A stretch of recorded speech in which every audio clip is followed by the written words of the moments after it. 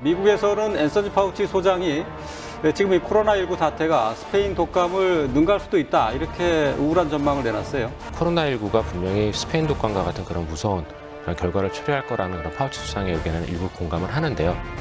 코로나19가 장기화되면서 과거 스페인 독감 재현 가능성도 나오고 있다. 인류 역사에서 바이러스 창궐은 전쟁보다 더한 참상을 불러오기도 했다. 1918년 1차 세계대전 중 발생한 스페인 독감은 세계 인구 3분의 1을 감염시켰고 5천만 명이 넘게 사망하는 등 인류 최대의 재앙이었다. 1차 세계대전 중 창궐한 스페인 독감은 과연 전쟁에 어떤 영향을 끼쳤을까? 뉴스멘터리 전쟁과 사람에서 알아본다. 전쟁을 막기 위해 전쟁을 연구하겠습니다. 뉴스멘터리 전쟁과 사람, 안녕하세요, 허준입니다. 안녕하세요, 강희지입니다. 사실 인류가 우주를 정복하고 수소자동차가 거리를 누비고 있습니다. 하지만 이렇게 발전된 인류가요, 코로나19 같은 전염성이 높은 바이러스 때문에 두려움에 떨고 있어요. 네, 정말 역사적으로 봐도 눈에도 보이지 않는 조그만 세균과 바이러스가 수많은 생명을 앗아가고 또 더 나아가서는 국가 간의 전쟁에까지 영향을 미치고 있습니다. 오늘 뉴스멘터리 전쟁과 사람에서는요, 1차 세계대전의 끝, 이 종결에 영향을 미친 인플루엔자에 대해서 얘기를 나눠보겠습니다. 임용환 소장님, 이세영 기자님과 함께합니다. 안녕하세요. 안녕하세요.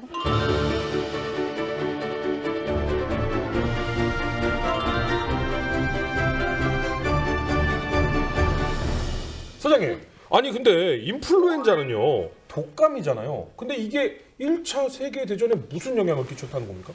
그러니까 1차 세계대전은 우리가 알고 있는 한 지금까지는 가장 많은 인명 손상이 있었던 전쟁이에요. 그런데 인플루엔자로 더 많은 사람이 죽었어요. 그러니까 이 정도면 거의 세계적인 트라우마를 일으킬만 하죠. 그렇구나. 그래서 이게 언제 어디서부터 시작되는지 정확히 모르는데 특히 후반기에 이게 이제 문제가 되기 시작합니다. 그래서 1918년에 미국 캔사스주 해스컬이라는 곳에서 독감이 발생했는데 이게 최초 발병인지 하나 해프닝인지는 잘 모르겠어요. 그런데 그 갑자기 멀쩡한 청년들이 이렇게 쓰러지기 시작합니다. 거의 죽어가니까 의사가 이거 좀 이상하다라고 보고를 했대요. 그런데 뭐 걔들 훈련소에 있으니까 그냥 가야죠. 그래서 그냥 훈련소로 갔어요. 캔사스주에 있는 캠프 펀스턴이라는 곳으로 갔는데 여기 수용 인원이 무려 25,000명. 미국에서 두 번째로 큰 훈련소였답니다. 근데 뭐 훈련소라는 게 원래 이렇게 빡빡 붙여놓잖아요. 그렇죠. 바로 발병이 되는 거죠. 그래서 엄청나게 발병이 되고 죽기 시작했는데 이게 또 당시에 그 법이 군인들한테 이거 최근까지도 있었죠. 원래 군인의 사기를 떨어뜨리는 거는 보도하면 안 된다, 뭐 이런 게 있어가지고 이게 이슈화가 안 되고 그대로 저기 전선으로 들어갔어요. 그러면서 더 많은 병사들이 죽었다라고 하더라고요.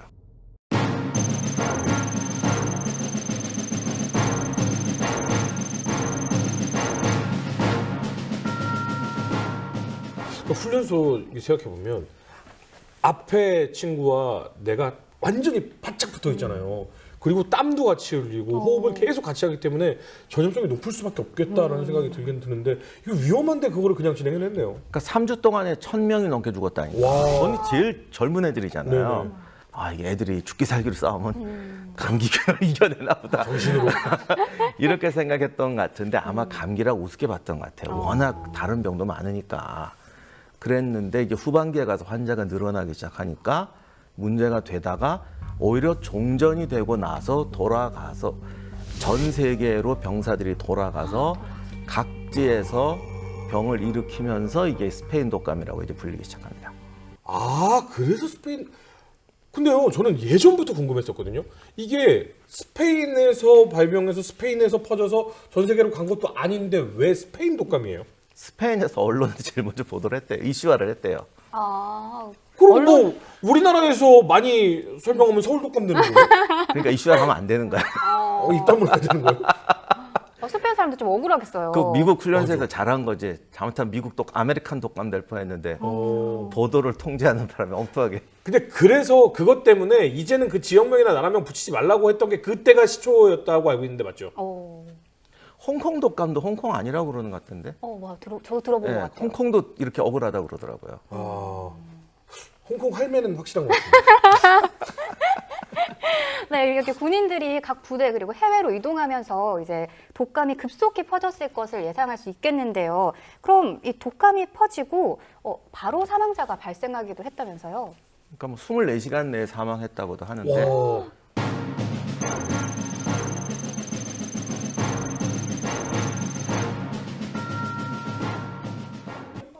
근데 원래 전쟁터에서는 여러 전염병이 뭐 시작되고 또 확산되기도 하잖아요. 이 독감이 퍼지기 전에 1차 세계대전에서 또 유행했던 전염병이 있었나요? 수도 없이 많죠. 그렇죠. 수도 없이 많죠. 이게 원인이 여러 가지가 있는데 일단은 바짝 붙어 살아요. 네. 그다음에 위생 환경 엄청 안 좋아요. 그다음에 그 이 벼룩, 쥐 이런 건 뭐 말도 못 하고 그리고 각지에서 사람이 와요. 그리고 백병전 한 번 하면 저쪽을 또 점령을 해요. 네. 이게 한 번 정복하면 전염병이 섞인대요. 그러니까 예를 들면 이 같은 것 때문에 정말 고생을 많이 했는데 이게 영국 이하고 프랑스 이랑 독일 이랑 또 다르대요. 아이고야. 다 국적이 있어. 이분. 독일군 진지를 확 점령했더니 여긴 이가 다르네? 그걸 아는 순간 벌써 네모에 온 거죠.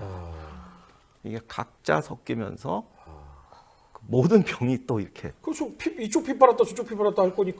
또 이와 벼룩이 거기서 이종 교배가 됩니다.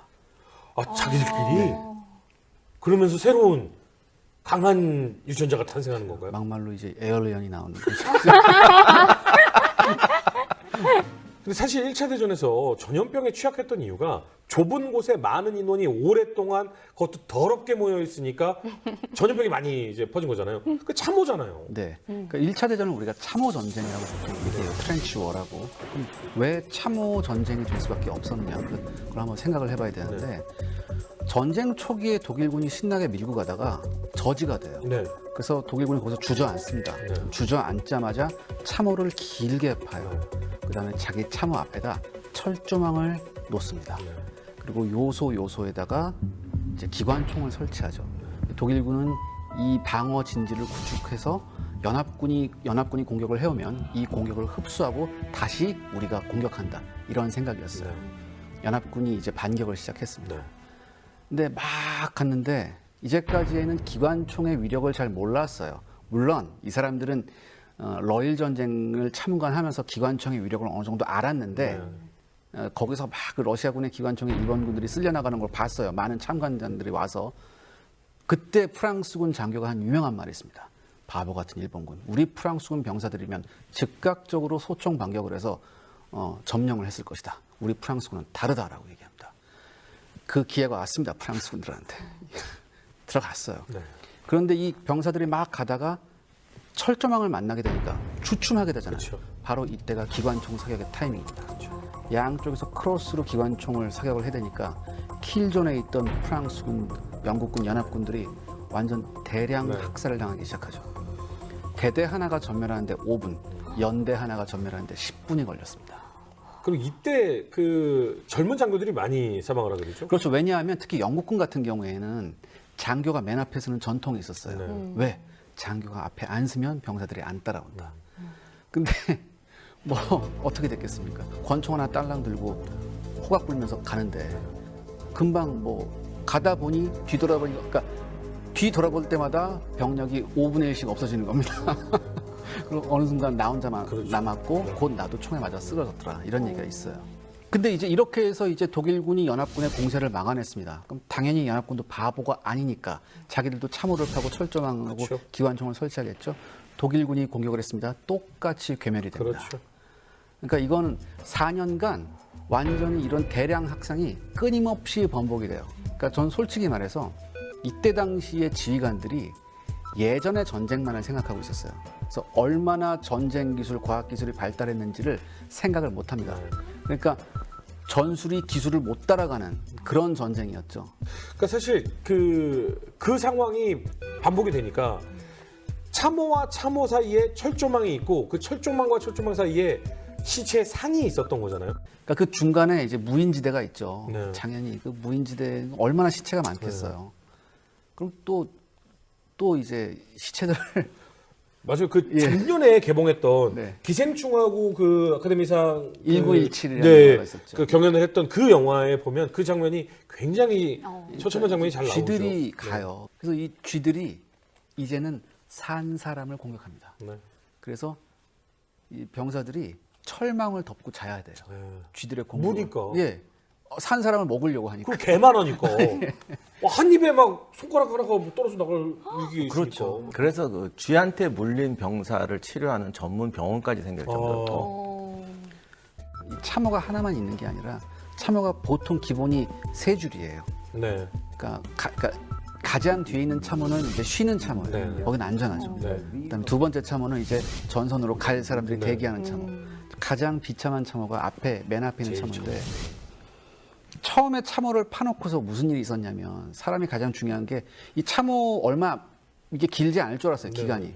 근데 기간이 길어지는 거예요. 네. 사람이 가장 중요한 문제가 뭐냐면 용변 문제거든요. 아, 화장실만 가기만 하면 저격수의 총탄이 나와요. 네. 그럼 죽어요. 네. 그러니까 화장실을 없애버립니다. 그럼 용변 문제를 어떻게 그 해결할 거냐. 참호에서. 그냥 참호에서 거기서, 해서 네. 바깥으로 버리는 종이에 써서 바깥으로 던져거든요. 비가 옵니다. 쓸려 들어오게. 그러면 참호가 수로가 돼요. 거기에 모든 오물들이 다 쏟아져 들어옵니다. 네. 심지어 어떤 병사들은 거기에 빠져 죽습니다.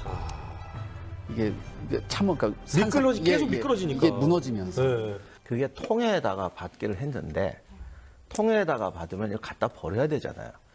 근데 이게 진흙탕이 되니까 한번 거기를 걸어가는데 어마어마한 시간 걸리게 진흙벌이라서 그러면 갖다 버리는 것도 보통 문제가 아니고 한번 비왔다 하면은 깨끗하게 이렇게 네. 사람도 쓸 일이. 코팅이 되는 거죠. 우리가 지금 인플루엔자 얘기를 하고 있는데 이때는 인플루엔자가 문제가 아니라 이질이나 장티푸스 같은 수행성 전염병이 막 창궐을 합니다. 네. 근데 아프다고 하면 빼줘야 되는데 네. 안 빼줘요. 다 퍼. 예, 그러니까 그렇죠. 다 아파 빠지면 겁쟁이야 이렇게 해봐요. 그러니까 야 아파? 오케이, 넌 오늘 저녁 돌격이야. 이런 식으로 병사들을 취급을 해버려요. 그 영화에서도 증명이 많이 됐지만 그 위생 상태가 너무 안 좋았고 그 모습이 실제로 많이 재현이 됐죠. 근데 그게 영상으로 재현할 때는 그 사람이 이게 너무 들어서 보고 좀 비참한 선에서 끝나야지 이게 막 느껴지면 안 되잖아요. 제한이 걸리고 제일 문제가 냄새는 재현이 안 돼요. 근데 사람이 정말 못 견디는 건 냄새예요. 말도 못하고. 그리고 진짜 얼마나 위생 상태가 안 좋았냐면 제일 더러워서 손도 못 대고 막대기로도 만지기 싫은 애들이 취사방들이다. 그러니 개들이 음식을 만들어 날르거든. 그런 말도 있었어요. 그리고 뭐 하여간 뭐 하도 병이 많으니까 그때 뭐 병사들도 모르고 사실 의사들도 잘 모르는 병이 많습니다. 그래서 대륙 열 나니까 열. 근데 이게 또 재미난 게 스페인 독감만 억울한 게 아니고 열이 나면 얘들이 꼭 이상하게 자기들 생각해 후진국에다 갖다 붙여요. 뭐 러시아병, 폴란드병, 러시아열, 폴란드열. 역시 세상에 힘없으면 여러 가지로 억울해요. 그다음에 이제 새로운 병도 나오죠. 계속 발이 물에 잠겨 있으니까 발이 부르트르고 퉁퉁 불어. 불면 다행이죠. 썩어들어요. 이른바 참호족이라는 새로운 병이 나와요. 살아있는 사람의 그냥 예. 멀쩡한 다리가 썩어 들어가는 거예요. 그러니까 의사들이 전혀 보지 못한 새로운 형태의 부상자들이 오는 겁니다. 내가 이거 어떻게 해야 되지? 치료법을 모르는 거예요. 그러니까 사실은요 요즘에 당연히 저도 모르지만 젊은 사람들도 그렇고 우리가 이걸 알아야 된다라고 하면 왜 그걸 알아야 되죠? 그 끔찍한 상황을 한번 생각해봐라라고 하면 왜 나는 경험할 필요가 없는데? 라고 하는데 이게 정말 눈앞에서 벌어지는 순간 정말 지옥이 다시 펼쳐지는 거 아니겠습니까? 그럼 이거를 위해서 저희가 전쟁을 연구해야 되고 그래서 전쟁을 막아야 한다라는 생각이 드는 거예요. 너무 우울하니까 제가 퀴즈 하나 잠깐 네네. 하겠습니다. 일부러 대본에 안 넣습니다. 네. 병사들이 제일 싫은 게 엉켜 사니까 이렇게 쓰레기통 속에 쓰레기를 밀어넣는 격이잖아. 그렇죠. 온몸이 뭐 그러니까 어떻게든 좀 쉬고 싶으면 혼자 좀 쉬고 싶은 거예요. 네네. 그래서 이게 영화에도 가끔 나오는데 참호벽을 뚫어서 개인 구멍을 만들어요. 조그맣게. 그 밑에 안으로 봤어요. 독방을. 그렇죠. 독방을 만들어요. 흙이니까. 거기 근데 그렇게 하면은 무너지잖아요. 참호가. 그쵸. 금지를 시켰거든요. 어. 그런데 영국, 독일, 프랑스 세 나라 중에서 어느 나라가 이걸 제일 먼저 시작했게요? 일단은 영국은 아닐 것 같습니다. 왜냐면 그쪽은 뭔가를 만들고 기술적으로 뭔가를 요하는 곳에서는 조금 약한 모습을 보이기 때문에 기술하면 또 독일 아니겠습니까? 독일 병사 저 한 표 던집니다. 편견은 사람을 비참합니다. 네, 씨는요? 저도 독일. 기자님. 난 영국이요. 영국은 아닐 것 같아요. 왜냐하면 영국은 땅을 파고 들어가서 거기다 폭탄을 설치해서 독일 군진들을 날려버린 적이 있었거든요. 땅굴을 잘 땅을 판다. 팔 줄 알았어요. 이거 포인트를 잘못 잡으신 거야. 파면은 참호벽이 무너진단 말이에요. 그쵸. 그러니까 개인 행동하지 말아라는 의미에서 못 파게 했거든요. 프랑스! 그렇지. 거긴 못 말려. 그런 게 어딨어. 그러고 그래서 프랑스군이 그 참가했던 국가들 중에 가장 군법 위반으로 처형이 많았어요. 처형으로? 예. 그리고 프랑스군이 가장 왜 일부러 다쳐서 네. 이제 부상병으로서 네네. 더 이상 못 사니까 참호 그 전선에서 빼주거든요. 네네. 일부러 그 상해를 만드는 그런 병사들이 가장 많았던 군대가 프랑스군이었어요. 혼자서 독방 파다가 다쳤다고. 다쳤어요! 참호팔 때도 영국이나 독일 군은 표준 규범대로 파는데 프랑스는 파다가 네. 여기 우리 식당이야 그럼 넓게 파! 막 파고 기둥도 막 조각하고 여기 우리 중대장님 방이야 그러면 중대장이 마음에 들면 우리 훌륭한 중대장은 꾸며! 그러면 또 막 파고 얘 재수없어 그러면 대강 파고 그런데 거기서 파다가 너 하면 하지 말라잖아. 자유평등 파괴! 근데 진짜 저희가 웃으면서 얘기는 했지만 지금 여러분들 자료 화면으로 보셨겠지만 이게 정말 너무 끔찍해. 참호족이라는 이 병이 너무 끔찍해요. 그러니까 이런 것들을 겪으면서 이 병사들이 있었는데 이러니까 당연히 전염병은 막을 수가 없었겠네요. 예. 네, 그러니까 결국 참호에서 병이 발생하고 또 쥐가 늘어나고 또 상황이 악화되면서 위생이란 부분이 얼마나 전쟁에 큰 영향을 미치는지 다시금 깨닫게 되는데요. 당시에 그럼 사람들은 이런 위생의 중요성을 전혀 몰랐나요? 1차 세계대전 벌어지기 한 50년 전 1853년에 크림 전쟁, 크리미아 반도에서 요즘은 크림 전쟁이라고 혼날 것 같은데 크리미아 전쟁이라고 해야 되는 거 아닌가? 크림 전쟁인가? 크림 반도라고 저는 어렸을 때 뭐 배웠기 때문에. 하여간 뭐 크림 전쟁이 나는데 여기서 그 유명한 나이팅게일이 등장하죠. 그래서 나이팅게일이 뭐 백의 천사 뭐 이래서 그림도 보면은 뭐 이렇게 등불 들고 막 부상병들 사이에 이렇게 돼 있는데 사실 나이팅게일은 우리가 생각하는 그런 착한 이 막 이런 간호사가 아니고 행가 간호사 리더였어요.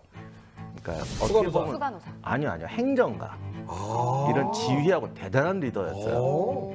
굉장히 중요한 발견을 해내는데 전염병을 포함해서 병원에서의 어떤 불결한 상황 때문에 2차 감염으로 죽는 병사가 전사하는 사람보다 훨씬 많다는 것을 통계적으로 증명해냅니다.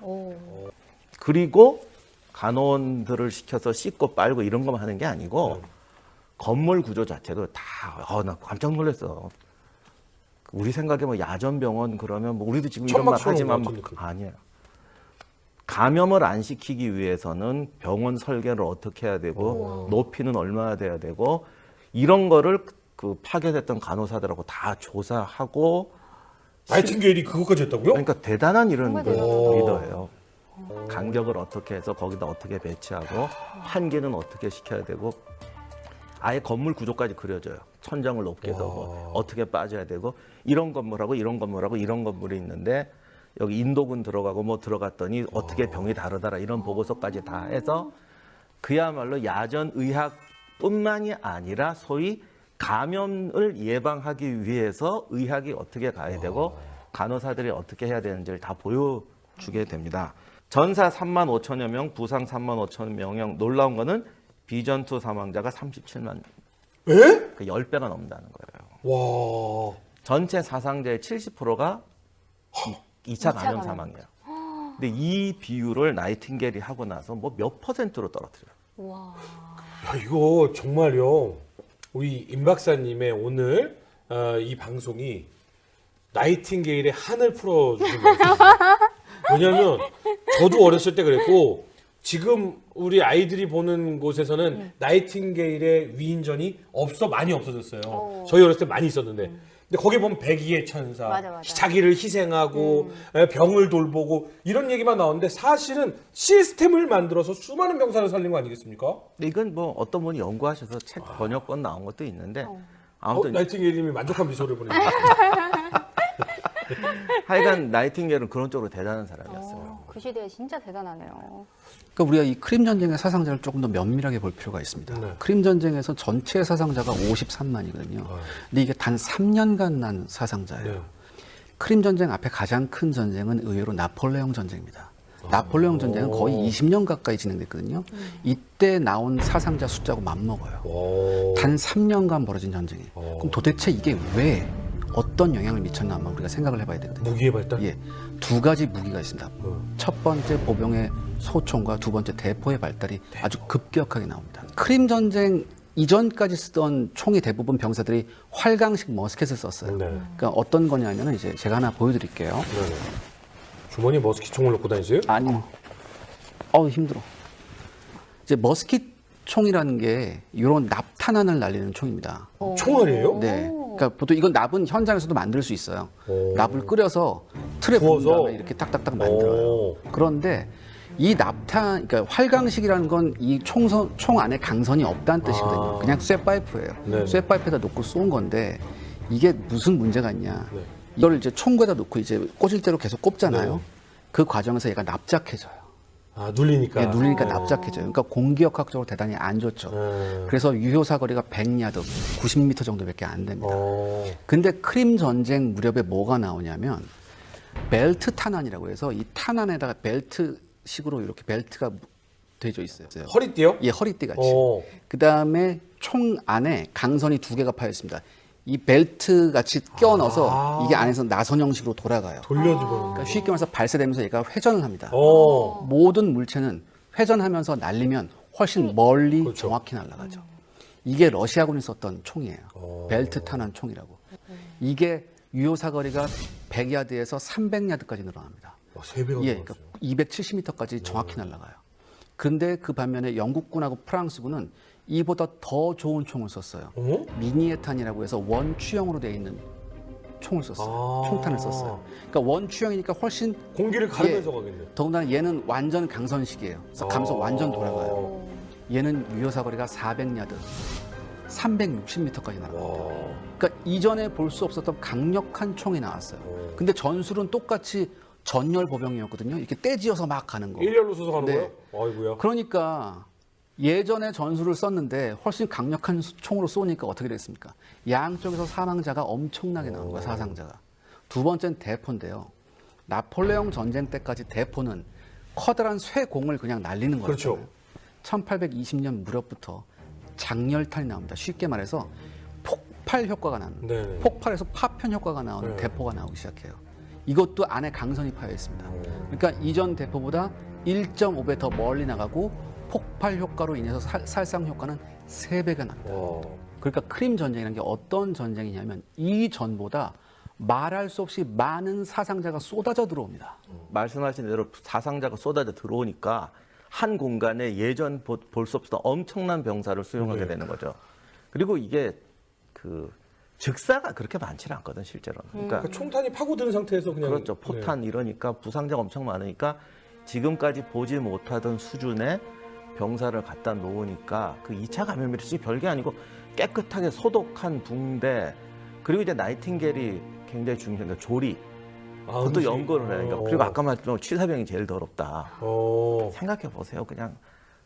근데 그때 당시에 어느 정도로 안 좋았냐면 부상에 당해서 왔잖아요. 붕대가 없어요. 그러니까 자기가 신던 스타킹을 벗어서 감아요. 병이 안 날 수가 없죠. 그러니까 한마디로 그 야전병원 의료 시스템 자체가 완전히 붕괴된 상태예요. 그렇죠. 그러니까 여기에 계속 부상병 들어오고 또한 부상이 나서 전선으로 복귀하는 병사도 있을 거 아니에요. 병균을 온몸에 묻혀서 그대로 가는 거예요. 전선으로 복귀하는 거죠. 그렇죠. 그럼 거기서 또 나는 거예요. 전 세계 유수의 선진국이라고 불리우는 곳들도 병원이 수용할 수 있는 한계치의 환자를 딱 넘어서는 순간 그렇죠. 완전히 멘붕이 오고 네. 밸런스 붕괴가 와서 들어오는 사람이 다 쓰러져 나가는 상황이 발생하지 않습니까? 그래서 소독, 청결, 그다음에 공기 환기, 그리고 조리 이런 것들을 이제 과학적으로 하고 보고서를 올려서 실제로 이렇게 했더니 병이 줄더라. 그래서 나이팅게일은 돌아와서 학교를 세우고 간호사를 양성합니다. 근데 이게 우리가 지금 생각할 때 간호학과를 만들었다가 아니고 그야말로 그 소위 2차적 감염이라든가 병원이 해야 되는 이런 질병 예방에 하나의 의학적 기초를 놓았다. 방법론을 만들었다라는 게 더 중요한 부분이죠. 시스템을 개선하니까 사망자가 10분의 1로 줄더라. 10분의 1로. 네. 그러니까 그게 지금 보면 간호사의 역할도 했지만 의사의 역할도 했고요. 연구원의 역할도 했고 행정가의 역할까지 했으니까요. 그러니까 이런 게 사실은 바탕이 돼서 1차 대전에 우리가 아까 끔찍한 얘기를 많이 했는데 나름 노력 많이 했어요. 노력을 했는데도 군인이 1000만 명 넘게 들어가니까 이 모양이 난 거지. 그거 없었으면 아마 전사자, 사망자가 10배가 넘었을지도 몰라요. 이 그렇게 크고 어쩌고 하는데 또 보면은 1차 대전 때 이 같은 거 하기 위해서 이제 소위 말하는 집단 소독도 하고 세탁부들을 고용해서 삶아서 데려서 뭐 주기적으로 이렇게 군복 체인지 해주고 적진을 점령하면 노획품을 가져와야 돼요. 그 리스트가 있는데 그 리스트 안에 꼭 필요한 게 양말. 아까 그 참호적 같은 거 한다고. 뭐 이런 식의 나름 노력을 많이 했는데도 이 정도인데 그게 없었더라면 어떻게 됐을지 모르겠어요. 내가 퀴즈 하나 더 낼게요. 네. 그 모든 나라 군대 중에서 이가 제일 많았던 군대는 어딜까요? 1차 대전 때. 1차 대전 때 이가 가장 많았다. 영국 아니면 프랑스일 것 같아. 오케이, 이거 약간 조금 디테일하게 들어가야 돼. 힌트를 드리면 복장하고 관련이 있어요. 나는 언뜻 떠오르는 거는 이탈리아가 아닐까. 이거 기자님이 맞출 것 같은데. 독일군 아니었을까? 왜요? 걔네가 많이 뭘 껴입어요. 잘 모르겠는데요. 스코틀랜드. 아, 킬트를 입어서. 킬트를 입잖아. 털실로 짠 걸 입으니까 5배, 6배가 이가 번식을 한대 거기서. 아, 그치만 간지러워서 부는 거구나. 빼레. 아, 왜 그래요? 왜요? 나 진짜 잘못 기억하는 건가? 나 진짜 이 털고 막 이게 그랬어. 오늘 교훈이 좀 이상한데 이게 자유라는 게 좋긴 하지만 전쟁터에서는 좀 문제가 되고 네. 옛날에 1차 대전 때까지만 해도 자기 전통 복장들 많이 입고 나갔잖아요. 그렇죠. 그러다 2차 대전 때문에 되게 그런 거 통일된 없애지. 복장으로 그게 어떻게 보면 저기 왜 정통을 없애냐 그러는데 따지고 보니까 다 이유가 있는 거예요. 그게. 그래서 모직으로 된 군복을 지급을 해서 아니 근데 우리 원래 이 이야기요. 네. 인플루엔자로 시작하지 않았어요? 이로 가네요 지금. 아니 전염병으로 시작한 거죠. 그래서 사실 인플루엔자는 전쟁 끝나고 그러니까 아까도 말했지만 감기는 취급도 안 했다니까. 네. 이 때문에. 그리고 열나는데 이게 무슨 병인지 알게 뭐야. 러시아 열, 폴란드 열, 뭐 아무거나 갖다 붙였는데. 1914년 1차 세계대전이 시작된다. 독일의 잠수함 공격의 피해를 본 미국은 1917년 선전포고를 하고 참전한다. 1차 대전이 한창인 1918년 3월 미국 캔자스주에서 독감이 창궐한다. 독감에 걸린 훈련병들이 전장에 투입되고 위생이 좋지 않은 좁은 참호에서 독감은 급속도로 퍼진다. 독감 사망자가 기하급수적으로 늘어나자 과거 크림 전쟁에서 나이팅게일이 정립한 위생 시스템을 야전병원에 적용한다. 그 결과 감염으로 인한 사망자가 크게 줄어든다.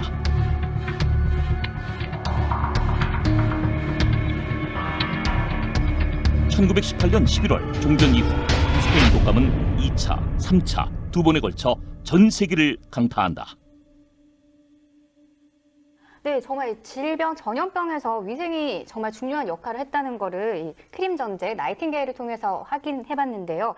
그럼 다시 1차 세계대전 이야기로 돌아가서 이 참호로 인해서 이미 뭐 위생은 말할 것도 없고 굉장히 열악한 환경의 전쟁터였는데 여기 이제 독감까지 더해진 거잖아요. 기록상으로는 1917년, 18년 이후부터 인플루엔자가 창궐을 했대요.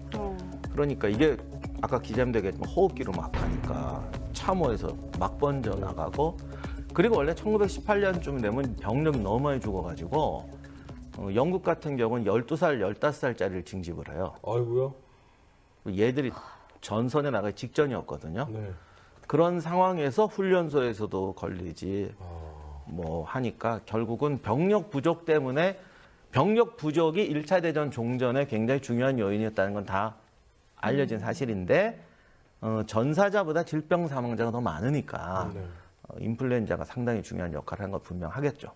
근데 스페인 독감 하면은 사실은 전쟁 때 퍼졌다는 건 생각도 못했고요. 민간 영역에서 굉장히 많은 피해가 있었잖아요.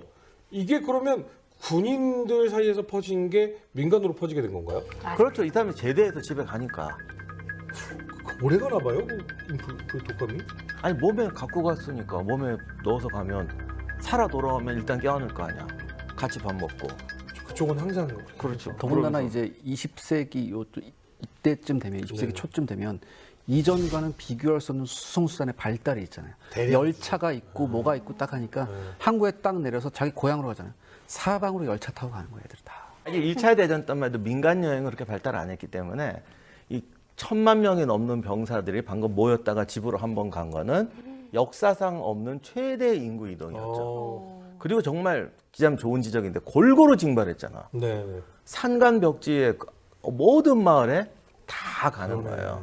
그때는 그 마스크 같은 것도 없었을 거 아니에요. 아 그래서 바로 이때 마스크가 나왔대요. 그래요? 저도 이거 처음 알았는데 오. 이때 마스크가 등장했대. 드디어 이 호흡기 이게로 다 오. 알아가지고. 그래서 요즘 우리도 그러는데 보건용 마스크를 일반인들이 착용하고 오. 마스크 쓰지 않으면 버스도 못 탄다 하는 게 이때 나왔답니다. 아니 웃긴 게 그러면 지금 우리잖아요. 이때 이미 경험을 해놓고서는 요즘에도 왜 그쪽 외국에서는 마스크 잘 안 쓰잖아요. 그러니까 시대가 엄청 흘렀는데. 사람이란 건 항상 한 세대만 지나면 모든 걸 다 잊어버리죠. 잊어버리니까. 전쟁 이래서 살 역사를 철칙 배워야 됩니다. 30년. 30년만 망각하는 데는 30년이면 충분하다. 강민주 아나운서는 이제 망각할 때쯤 된. 전 생각이 안 나요.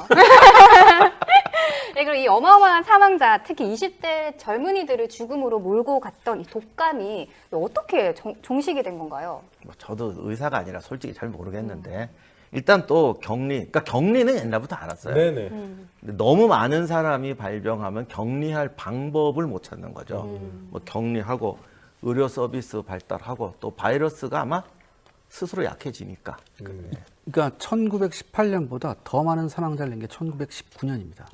1차 웨이브 있고 나서 네네. 1919년에 그러니까 1918년에서 19년이 넘어갈 때 2차 웨이브가 크게 왔어요. 그래서 더 많이 죽었어요. 그러다가 봄이 되면서 갑자기 사망률이 뚝 떨어졌거든요. 그러니까 뭐 많은 사람들한테 물어봤습니다.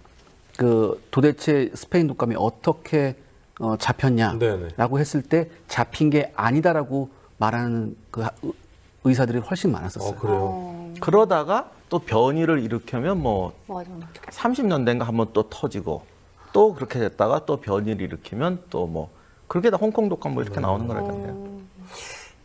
코로나도 그렇게 될 것 같아요. 근데 우리가 이제 면역력이 그만큼 이제 더 생겨야 되지 않나라는 생각이 드는데 이게 우리가 전쟁을 막으려면 전쟁을 연구해야 되고 전염병을 막으려면 전염병을 연구해야 되잖아요. 근데 2차 웨이브 때 오히려 더 큰 피해가 났다고 하니까 네. 우리가 예전을 잊어서는 안 돼요. 과거를 잊어버리면 똑같은 피해를 입게 됩니다. 그래서 저희는 조금 더 연구하고 조금 더 주의를 해서 우리는 그때 당시에 겪었던 2차 웨이브를 겪지 말아야 된다고 생각이 드네요. 어떻게 보면 지금 우리 코앞에 와 있는 위험이 아닐까. 네. 네, 오늘 뉴스멘터리 전쟁과 사람, 1차 세계대전에 종결에 영향을 준 인플루엔자에 대해서 얘기를 나눠봤습니다. 당대 사람들이 전염병에 굉장히 취약했을 텐데 이 당시에도 전염병 퇴치의 기본 개념으로 이 격리와 위생을 들었다는 게 정말 획기적인 시도가 아니었나라는 생각이 듭니다. 그런데요, 분명한 것은 지금 우리 많은 인류가 공포에 떨고 있지만 우린 이미 이겨낸 경험이 있고요. 그리고 막을 수 있는 방법도 알고 있습니다. 그러니까 우리가 좀 더 위생관리 철저히 하고요. 이 교훈을 잊지 않는다면 분명히 이겨낼 수 있을 거라 믿습니다. 저희는 다음 시간에 조금 더 재미있는 이야기 보따리 들고 돌아오도록 하겠습니다. 여러분 감사합니다.